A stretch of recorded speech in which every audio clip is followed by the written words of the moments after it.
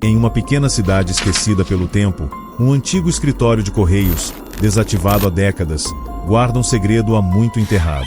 No meio das pilhas de papéis empoeirados e móveis desbotados, uma carta repousa, esquecida pelo destino e pela memória coletiva. Ela deveria ter sido entregue há mais de 50 anos, mas algo impediu sua chegada. Algo terrível. O destinatário nunca a recebeu, pois, naquela mesma noite, ele encontrou a morte em circunstâncias misteriosas. Mas a carta ainda está ali, intacta, como uma relíquia do passado, com um selo raro e um aviso oculto. O que ela dizia?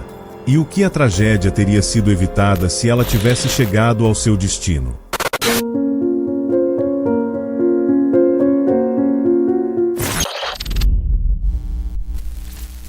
O escritório de correios desativado estava coberto por uma camada espessa de poeira, como se o tempo tivesse parado ali. O lugar parecia em abandono, e as lâmpadas de gás, agora apagadas, deixavam o ambiente ainda mais sombrio. Na noite de 15 de dezembro de 1975, uma carta importante foi preparada para ser entregue a um homem chamado Edward Radcliffe, um comerciante conhecido da cidade. Ele vivia isolado em sua mansão nos arredores da cidade, mas aquele dia seria especial, pois ele aguardava uma mensagem de grande importância que poderia mudar o rumo de sua vida. A carta, cuidadosamente lacrada com um selo de cera, estava prestes a ser entregue por um jovem mensageiro que nunca mais seria visto após aquela noite. Porém, naquela mesma noite, Edward foi encontrado morto em sua casa, brutalmente assassinado. Ele foi atingido na cabeça com um golpe preciso, que o deixou inconsciente antes de sua morte. A carta nunca chegou ao seu destino. O que aconteceu naquela noite fatídica? Por que a entrega foi interrompida de forma tão violenta? Quem teria desejado a morte de um homem aparentemente pacato e respeitado na comunidade? Seria a carta a chave para desvendar o crime? O que estava escrito nela poderia ter evitado a tragédia? E por que ela nunca foi entregue? A resposta parecia se esconder em cada canto daquele escritório de correios desativado, que guardava o segredo por décadas. Quando os investigadores chegaram ao local, a cena era desoladora.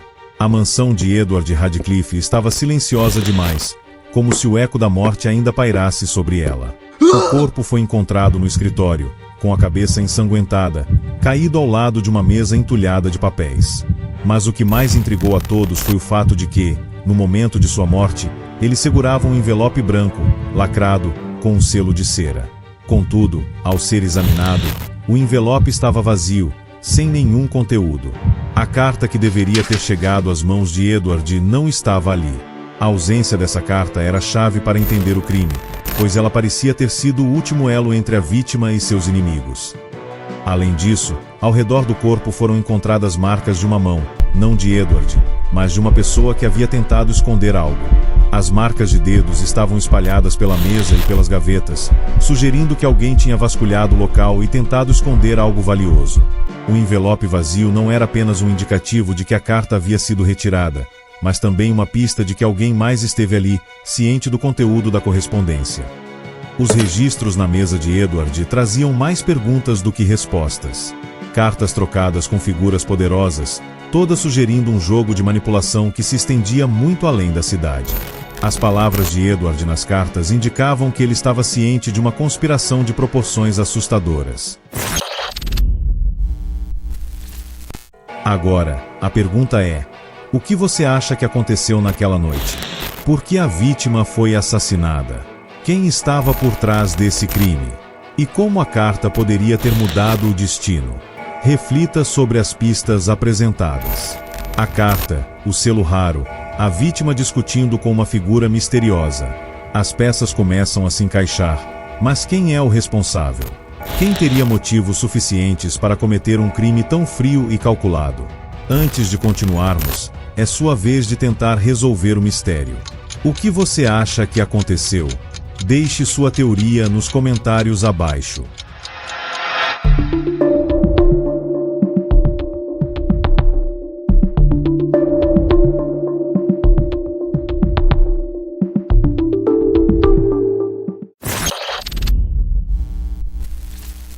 Com o tempo e mais investigação, as pistas começam a se conectar. O selo raro da carta, por exemplo, não era apenas decorativo. Era exclusivo de uma antiga empresa de correios, a qual fechou há muitos anos. Essa informação revelaria que a carta era de alguém muito próximo, e que sabia exatamente o que estava acontecendo na cidade. Ao examinar os registros antigos, descobrimos que a vítima estava prestes a denunciar uma rede de corrupção que envolvia grandes empresários e políticos.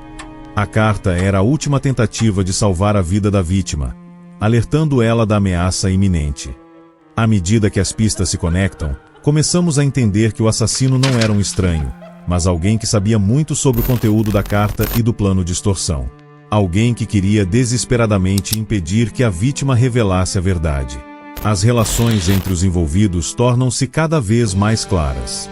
A carta, em sua simples aparência, se revela o elo crucial para desmantelar a rede de corrupção que corria pelas veias da cidade. Com a revelação da verdade, descobrimos que o assassino não era um desconhecido, mas alguém muito próximo da vítima. Era um cúmplice dentro da própria rede de corrupção, alguém que sabia sobre o conteúdo da carta e o que estava em jogo. O plano de extorsão havia sido arquitetado com a intenção de silenciar Edward antes que ele pudesse falar. A carta, embora tenha chegado tarde demais, revelou a verdade sobre o que realmente aconteceu naquela noite. E, de alguma forma, ela cumpriu seu destino, desmascarando as sombras que estavam a espreitar na cidade. A peça que faltava no quebra-cabeça, a chave para a redenção, foi entregue, mas não antes que o custo da vida fosse pago. Se você conseguiu resolver o mistério, parabéns! Mas se ainda tem suas dúvidas, deixe nos comentários sua teoria sobre o que aconteceu. Não se esqueça de se inscrever no canal para acompanhar mais desafios e mistérios que estão por vir. O próximo caso está à espreita, aguardando ser desvendado. E lembre-se, nas Crônicas Moncler, nada é tão simples quanto parece.